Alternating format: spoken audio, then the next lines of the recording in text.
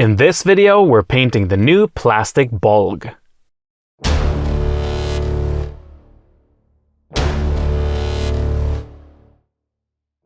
Hi all, and welcome to the cabin. Games Workshop recently released a new sculpt for Bolg, so of course I wanted to add him to my Army of Gundabad. Let's get to it.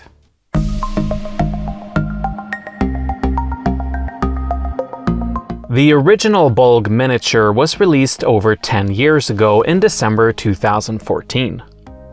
Just like Azog and the Gundabad Orcs from the same period, Bolg was only released in Finecast, and I believe these were all sculpted by hand.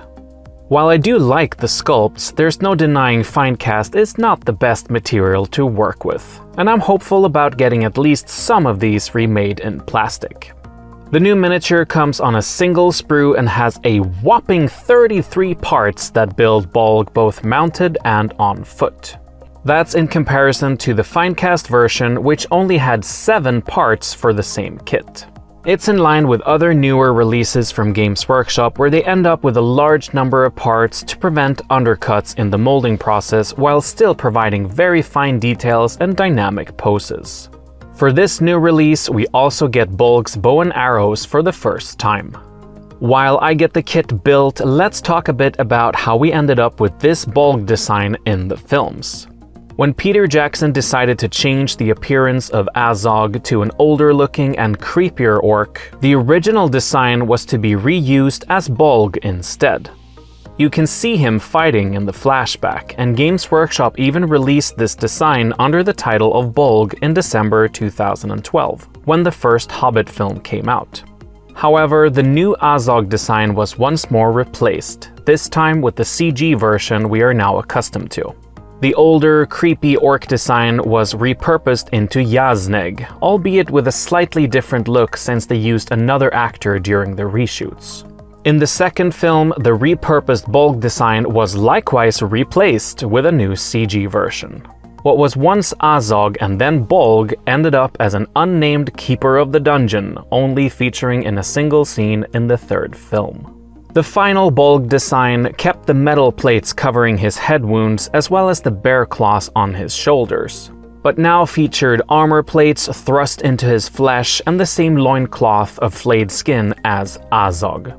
The new plastic kit is based on Bolg's look in the second film, while his appearance was changed a bit for the Battle of the Five Armies, featuring additional armor and skulls on his greaves and one of the shoulders. Maybe I'll convert a version like that in the future, but for this video I'm sticking with the original sculpt.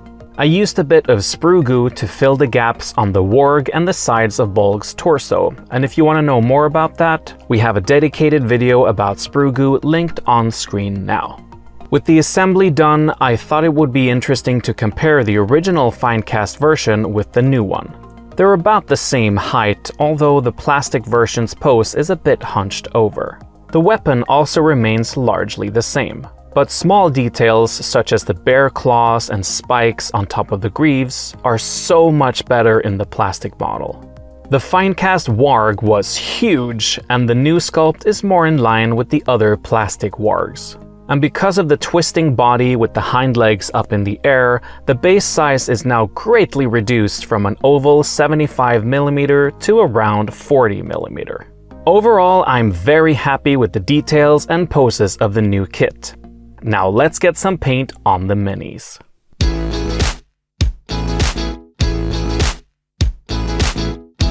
I started by giving the models an undercoat of Xandri dust. And for the bows and bases, I instead used Chaos Black. Once again, I put together a bunch of reference pictures from the Hobbit Chronicles books, as well as screenshots from the films. It's a bit hard to see the color of the fur on the warg that Bolg rides, but when I tweaked the brightness and color, I was able to confirm that it's indeed brown, just like the rest of the pack. I began by base coating the ears on the warg with Wraithbone. I then applied a couple of coats of Gilliman flesh diluted with about 50% contrast medium. For the fur, I chose Bloodreaver flesh as a base coat, followed by a wash of Agrax Earthshade. I then reapplied Blood Reaver flesh to bring back this base color. Next up, I used Gorthor Brown as a first highlight, and Baneblade Brown as a more selective highlight. To bring everything together, I applied a filter of Wildwood diluted with a lot of contrast medium. The sculpt features a few scars, which I base coated with Wraithbone. After that, I simply painted them with Volupus Pink in a couple of coats, allowing it to spill over onto the fur a little bit. The rest of the details on the face, as well as the claws, were painted with the same colors I used for the White Warg in the Azog video, linked on screen now. Bolg is the Spawn of Azog, and he also features a pale skin tone, albeit not quite as white as his father. I decided to start off with a base coat of Rakarth flesh. To add some careful definition, I washed all of the flesh with Targor Rageshade, diluted with about 50% Lamian Medium. For the first layer, I used a 1-to-1 mix of Rakarth flesh and Ironrack skin, diluted with Lamian Medium, followed by a layer of pure Ironrack skin, again diluted with Lamian Medium. As a final highlight, I chose Deepkin flesh.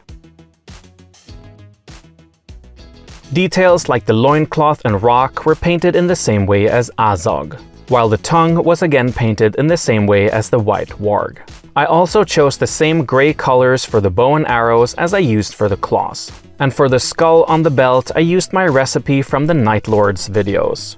And at the final stage of that, I also used Screaming Skull to pick out Bolg's teeth. Next up, I base coated all the armor and weapons with Leadbelcher.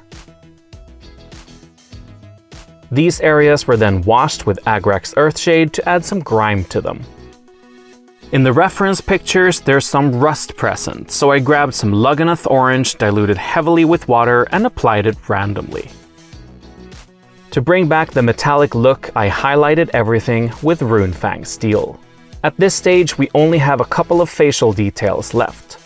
After making sure the eye sockets were properly shaded with Targor Rageshade, I painted the eyes with Pallid Witch Flesh off camera. Bolg's left eye is milky white, but I added a small dot of Abaddon Black on the right one. The eyes are very small, so try to take your time, maybe use magnifying glasses like I did, and you can always cover any mistakes with the paints used for the skin. Bolg's chin and lower lip have a skin discoloration in the film, so I applied Caribur Crimson diluted with Lamian Medium in a couple of coats over these areas.